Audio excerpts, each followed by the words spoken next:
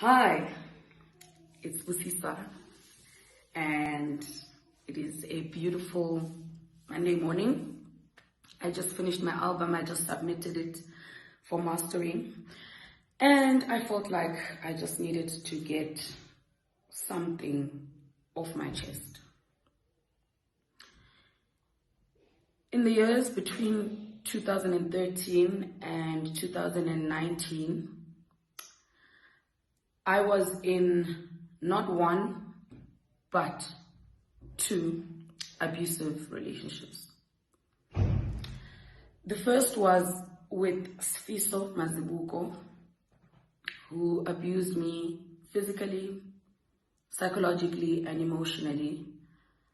The second was with Katlego Langeni, who is the father of my child, and he abused me physically, emotionally, financially, not only while we were in a relationship.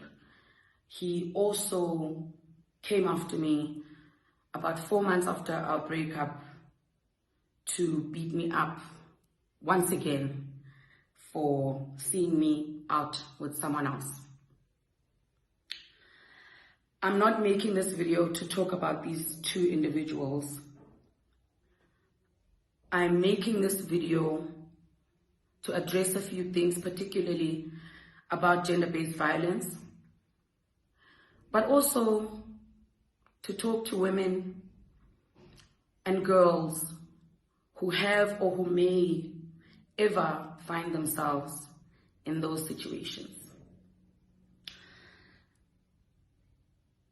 When I first got hit by a man, as in a man first laid his hand on me, my first thoughts were not anger, but pity.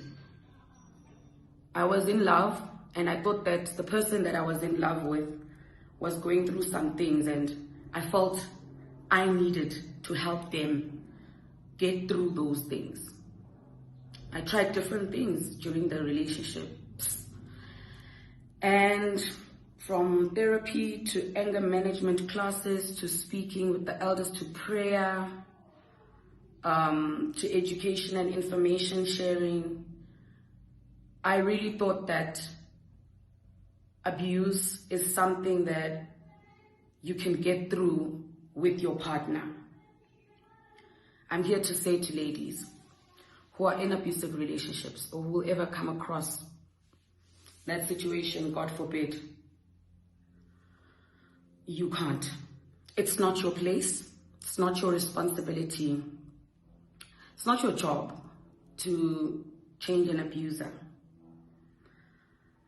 When I was in an abusive relationship more than once, initially I kept it a secret. I didn't tell anyone because I not only wanted to protect the person I was with at the time, I also didn't want anybody to think that I am weak. How could confident, strong, empowered Busiswa be in an abusive relationship? I've since come to learn that it happens to anyone. Anyone in any status of life, from all walks of life, any race. It happens to CEOs and doctors. It happens to nurses and teachers. It happens to powerful artists like myself. I was going out and performing for thousands at shows. Sometimes immediately after I had cried or immediately after I had been slapped, pretty much. This happened to me many times, and my focus was to just go out there and put on a brave face, put on a smile, put on a lovely couple's image. And I was ashamed that I would now turn around and tell people, no, actually, it's not a beautiful, we're not a good couple at all because the relationship is toxic and I am being abused.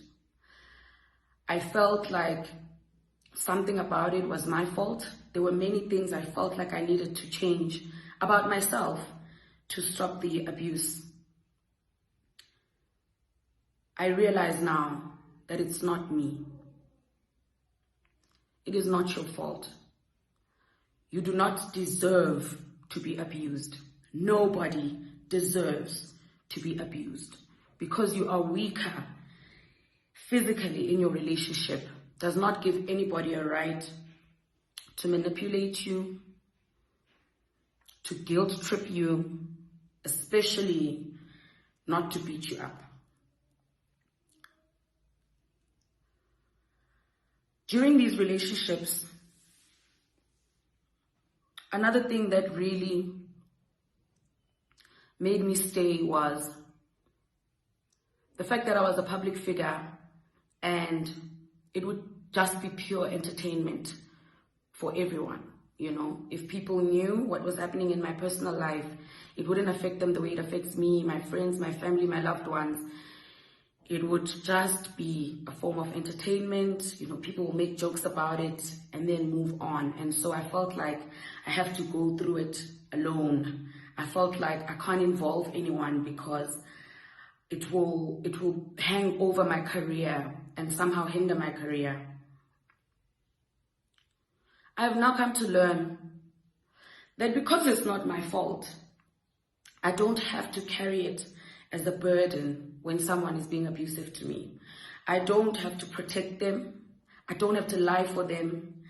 I don't have to even entertain the justifications that they bring for the reasons why they would abuse me. And there are many justifications. I've come to learn that abusers will create any kind of reason to justify why they have to be abusive, why they feel entitled to anything from your body to your space to your mind. And most of the time, these justifications are just reasons for them to feel like they are not monsters. Abusers hate being called monsters. They want everyone around them to believe that she's crazy, she provoked me, she's bitter, she doesn't want to stop doing this and that and the other thing. I caught her there and I found her here. And they bring all of these reasons for why they can lay a hand on you. But I've learned that all of these are reasons to make themselves feel better for something that they know that is wrong. And they know that no woman has to take it. No woman has to stand for it.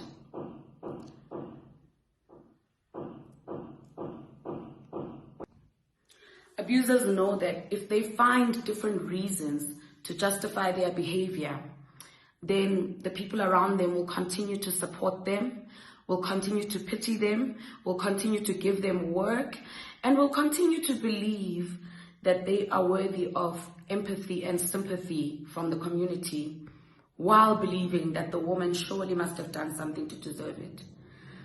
I'm sitting here today to tell you that if you are in an abusive relationship, and if you ever find yourself in one, you have to realize and know and understand that you have done nothing to deserve it. You do not deserve it. You have to walk away for your own safety. Gender-based violence is a topic that's going around now a lot more, that's being spoken of a lot more, because a lot more people are coming out, a lot more people are speaking out about the abuses they have to go through, and society collectively is realizing, especially in South Africa, that we have a very serious problem. We have a crisis on our hands. I'm not here saying that I'm going to make a difference or there's anything that I can do to change that situation, but I'm here to speak to the women who feel like they have to be there. I'm fortunate because at least I had financial security. Victims stay in abusive relationships for many different reasons. Some have nowhere to go, no housing, no income. Some have children that they want to consider, and they decide that having the family unit is better for the children than not having a family unit at all. I tell you, the best thing I have done is remove my son and myself from an abusive situation and raise him in a loving environment. I don't regret this, and I don't think that I will ever be sorry for having done that. In fact, I'll probably thank God that I gained the strength and the courage to raise my son in an environment of love and warmth and kindness and gentleness, rather than to stay in a family unit and have this picture perfect family where suffering was happening behind the scenes. I'm here to say, if you are going through gender-based violence in your life, walk away from that situation. Leave that situation. If you have any kind of way, tell your friends, tell your family. You never know who is willing to help you. The best thing I ever did for myself was tell the people in my private circles what was happening and what had been happening. And that set me free. I found support. I had a friend even go and buy me groceries because I didn't feel like going to the shop. I was so down.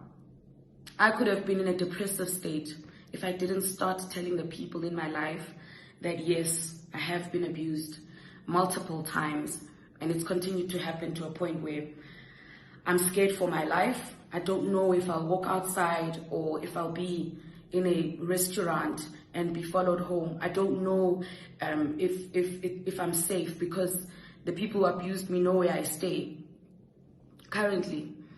And it helped me immensely to share this with the people around me. But now I've gotten to a point where I'm ready to speak about it like this publicly, because a lot of people will say, you know, why now? Why did you keep quiet all this time? Why didn't you have them arrested? Well, I kept quiet all of this time because I felt so much shame